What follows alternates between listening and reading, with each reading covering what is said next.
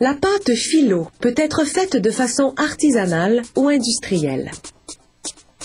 Quelle que soit la méthode, les proportions sont les mêmes. 40% d'eau, 60% de farine. On utilise deux types de farine de blé. De la farine hyperprotéique pour rendre la pâte élastique et de la farine hypoprotéique pour une texture lisse. On ajoute du sorbate, un agent de conservation. On coupe un tronçon que l'on place dans une diviseuse, une machine qui débite la pâte en cylindres. On en fait des boules grossières que l'on passe 2 ou 3 fois dans une machine qui, en éliminant les bulles d'air, les rend plus uniformes et plus fermes.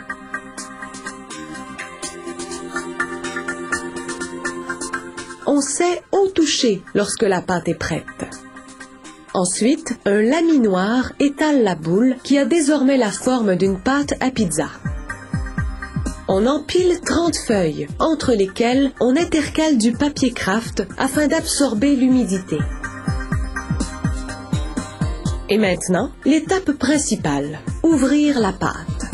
D'abord, on étend une grande toile de coton sur la surface de travail.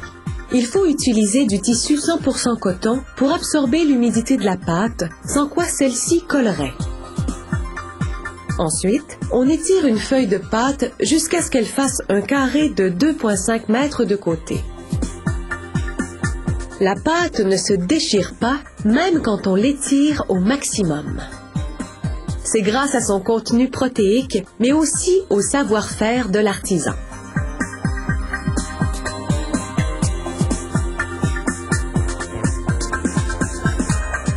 On répète le processus avec les 30 feuilles qu'on empile les unes sur les autres.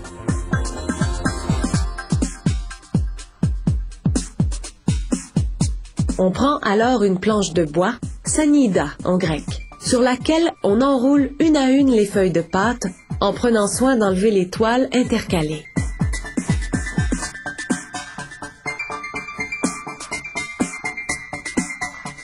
On saupoudre la pâte de fécule de maïs, juste assez pour que ça ne colle pas. En effet, trop de fécule brûlerait la pâte. On transporte alors la sanida sur une autre table où l'on coupe la pâte d'un côté. On enlève la planche et on étale les feuilles. On coupe ensuite des rectangles aux dimensions standards de la pâte philo, soit 33 par 43 cm. Les feuilles de pâte ne sont pas plus épaisses que des mouchoirs en papier. La pâte est suffisamment élastique pour résister au travail du boulanger.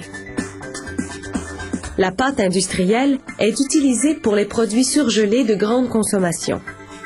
Les pâtissiers lui préfèrent la philo artisanale, qui est plus fine. Une machine automatisée transforme les boules de pâte en feuilles minces. Un courant d'air provenant du dessous du tapis roulant crée une bulle d'air. La hauteur de la bulle permet de déterminer si la pâte a la bonne consistance. La pâte est séchée sous des lampes à rayons infrarouges, l'équivalent industriel des toiles de coton qui absorbent l'humidité.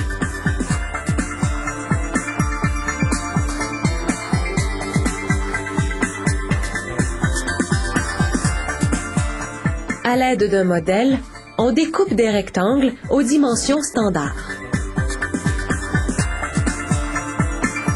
On roule environ 20 feuilles qu'on met sous plastique.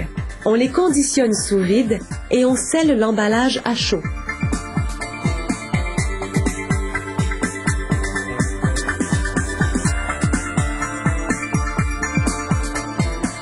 La pâte philo se conserve 6 semaines au réfrigérateur et 6 mois au congélateur.